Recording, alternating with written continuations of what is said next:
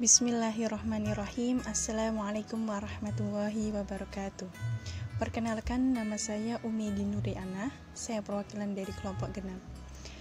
Di sini saya akan mempresentasikan sejarah awal mula ekonomi makro.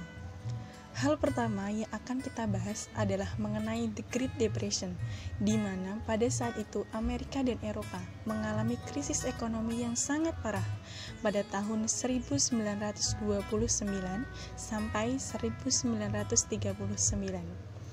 Itu semua terjadi sekitar 10 tahun lamanya. Mungkin akan timbul beberapa pertanyaan.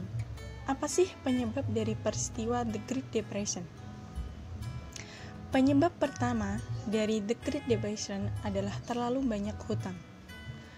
Hal tersebut terjadi pada saat The Roaring Twenties, di mana memunculkan kebiasaan baru pada masyarakat, yaitu meminjam uang kepada bank atau yang biasa kita sebut dengan hutang kredit.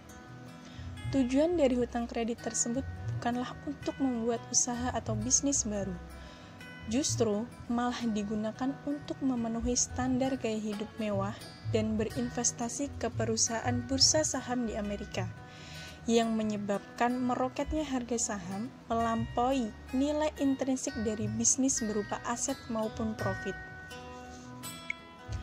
Penyebab kedua adalah spekulasi berlebihan di pasar modal, di mana masyarakat berlomba-lomba untuk berinvestasi, dan pihak bank juga ikut berinvestasi menggunakan uang nasabahnya.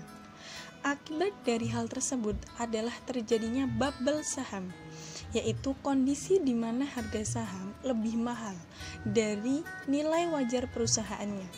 Akhirnya, para investor menyadari kondisi tersebut, sehingga mereka menjual saham dengan jumlah yang sangat banyak, sehingga menimbulkan kepanikan dan penurunan harga saham yang sangat panjang.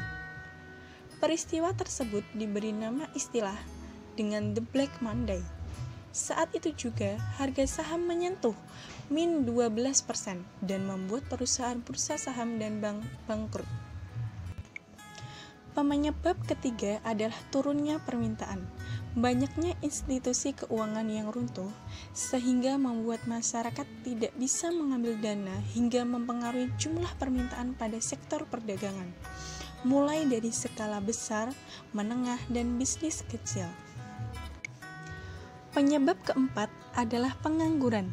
Rendahnya permintaan pada sektor perdagangan membuat deflasi spiral dan resesi, hingga mengakibatkan pengangguran mencapai angka 25%, yang membuat angka kemiskinan menjadi naik sekitar 40%.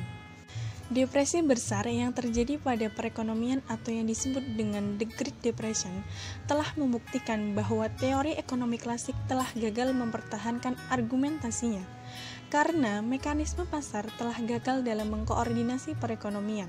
John Maynard Keynes muncul dengan revolusi teori ekonomi yang baru, alih-alih untuk memperbaiki keadaan The Great Depression. Keynes mengatakan bahwa perlunya kehadiran pemerintah dalam pengelolaan perekonomian di masyarakat.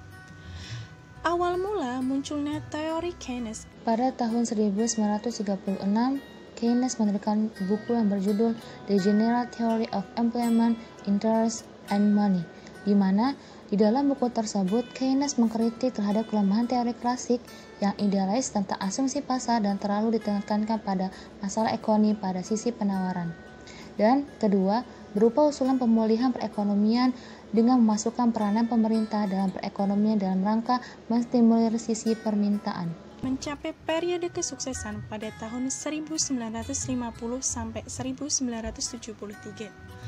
Pada periode tersebut, tidak terbantahkan terjadi kemakmuran, pertumbuhan ekonomi yang tinggi, perdagangan internasional yang semakin meluas, kestabilan ekonomi, inflasi, dan pengangguran sangat rendah.